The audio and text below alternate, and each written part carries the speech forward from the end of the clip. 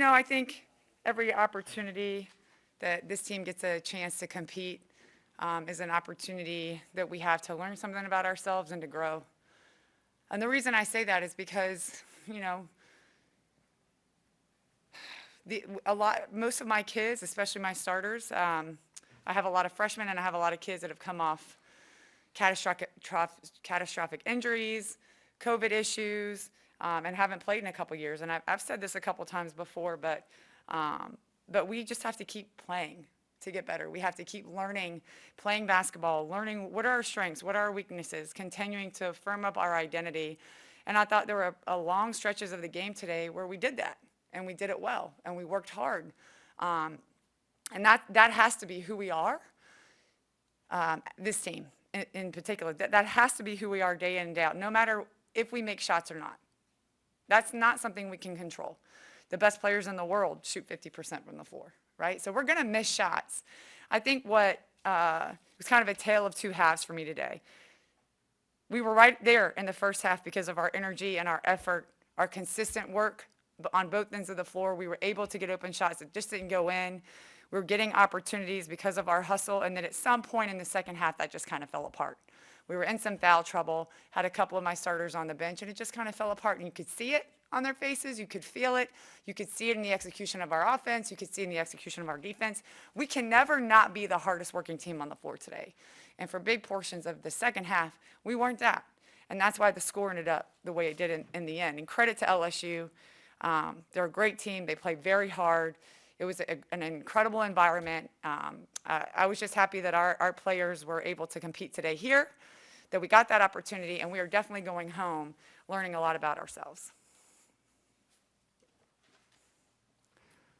Coach, was there anything coming out in the second half, adjustments LSU might have made because y'all went cold and they got hot, they started scoring fast? Yeah, I don't think yeah, it's really not.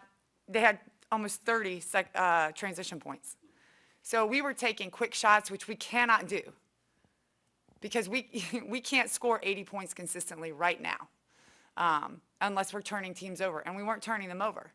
So we can't take quick shots unless they're high percentage shots that we know we're going to make. As soon as we took those quick shots that weren't characteristic, they would fly up the floor, the ball went over our head, it was layup, layup, layup, foul.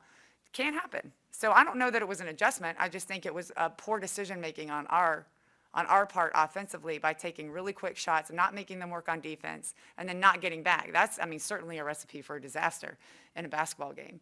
Also, when you look out on the court, it's no secret that we're undersized. We can't give up that many offensive rebounds, though. We have to do a better job of fighting and continuing to fight to make it tough so that they're not rebounding, put back, foul. We were in a bunch of foul trouble today. It made it really hard for us to do what we like to do and what helps us be successful on the defensive end because we were in such foul trouble today. So, I don't know that it was an adjustment as much as it was just a lack of discipline on our end defensively. Coach, you threw a couple different defenses at them, trapped them. What was the plan going in defensively, and how do you feel like y'all executed? Yeah, we pretty much stick to our plan every game. It just changes a little bit depending on personnel. They were bigger, and we knew it was going to be more difficult to trap them today because their guards are quick and work really hard. But we were still going to go in to try to make them uncomfortable. I think where we went a little wrong was that a lot of their shots that they made in the first half were in rhythm. Even those mid-range shots, they made every one, it felt like, but they were in rhythm. So our goal defensively is to be disruptive, right? So we're going to give up shots, but they have to be rushed. We're not going to hold teams scoreless. We understand that, but everything has to be rushed and under pressure. And I felt like they were, even in the first half, in a rhythm. So we kept trying to make them uncomfortable by changing defenses, but I did want to keep the pressure on them. I don't know that with a team that has the size that they do, for us to just kind of sit and let them throw the ball at the rim is an ideal situation. But we did some of that today too, and you just kind of hope that they miss when you do that. But there's a lot of different things that I think we can work on moving forward, and our defense is always going to be where we start. Our defense is always going to be who we are, where we start, and how determines our success, how successful we're going to be. So the foul trouble hurt us today.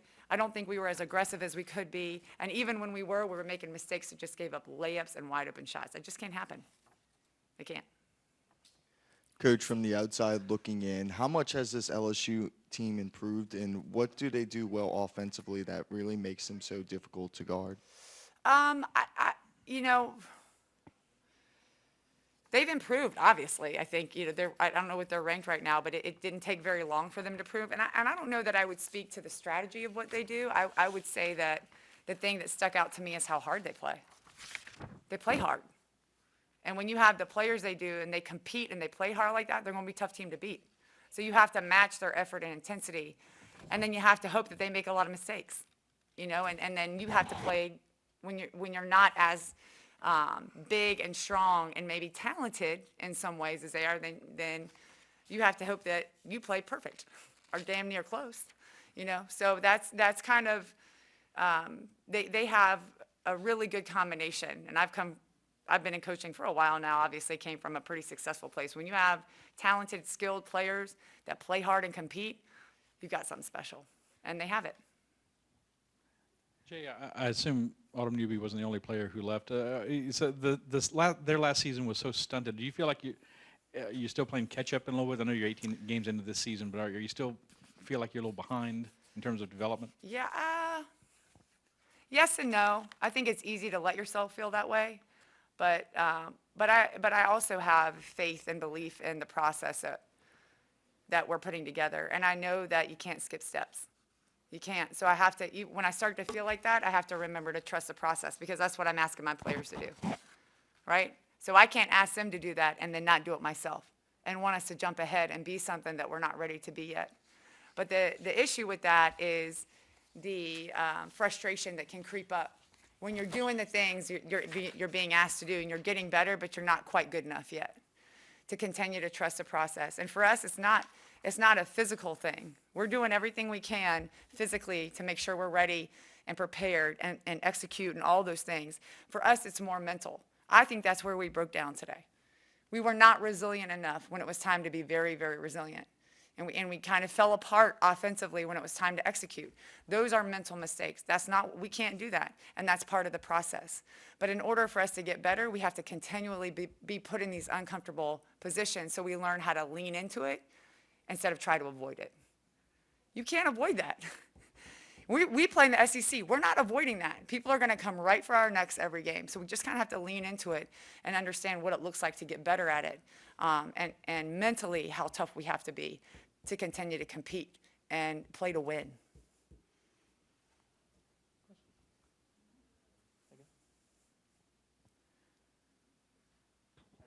All right, thank you guys. May I say thank you? All right, you did a great job.